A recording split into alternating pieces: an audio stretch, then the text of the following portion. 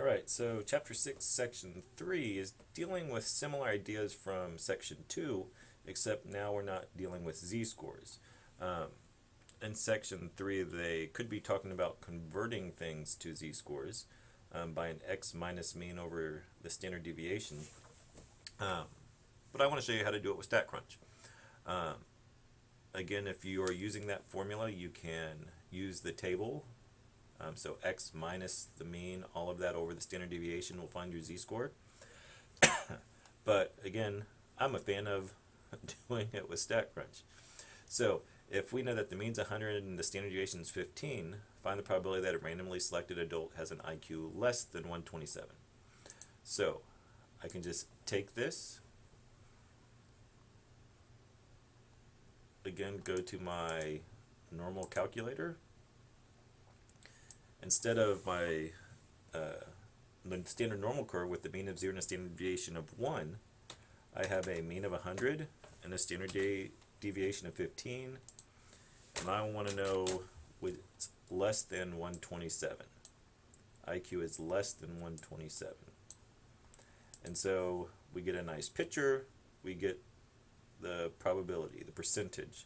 So 0.9641 to 4 decimal places.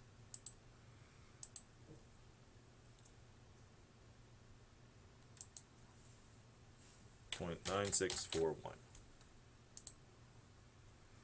So again, StatCrunch makes these problems really easy. Again, we're saying that 96% of the population has an IQ score of less than 127. That's the concept that we need to be gathering. When you have a mean of 100 and a standard deviation of 15, 96% of the population has an IQ score less than 127. Another question to look at is number 5. So 4, 5, and 9 is what we're going to do. The bottom 14% and the top 18 or 86%. So the IQ score that separates the bottom 14% from the top 86%. So if we're looking at a line, here's 14%, let's say somewhere right here, and that's to the left, and then 86% to the right. That's what they're asking us. So the bottom 14% with the top 86%. Again, that equals 100. We're dealing with something that has a mean of 105 and a standard deviation of 15. So we just have to change that. Now, this would be kind of hard if we're just guessing, let's say 90. That gives me about 16%, but I want the 14%. So I don't want to sit here guessing with it, so I'm just going to go over to what the area underneath the curve is going to be, the probability, and do 0.14. I want to the left, less than, to be 0.14. Oh, and there's a score in 88.80 if I was rounding. Let's see how many decimal places they want. Nearest hundredth. So I think we were there, 88.80. And so we can use StatCrunch to actually find us a value versus just the probability by putting in that 0.14, and then it will compute that x value. And then number 9.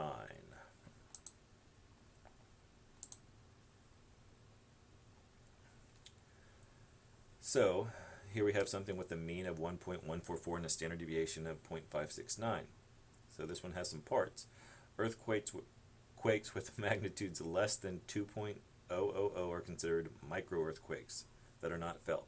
What percentage of earthquakes fall into this category? So let's go back, put our 1.144, and the standard deviation was 0.569, is that right? 0.569, and I want to find that are less than 2.0.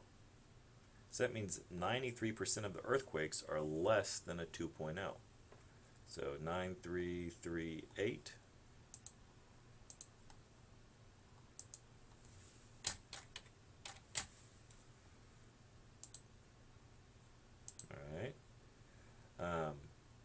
above 4.0 will cause indoor items to shake. So above 4.0. So I need to be greater than a 4. So a very small percentage. If we're going to decimal places,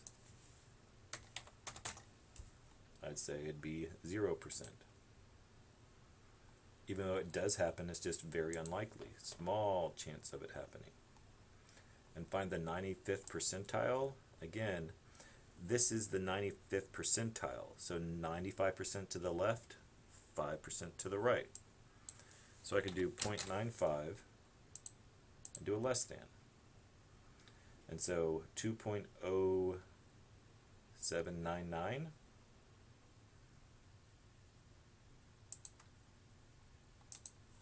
2.0, I think rounding would give us a 2.080. So again, manipulating, here's the probability, find the magnitude of the earthquake.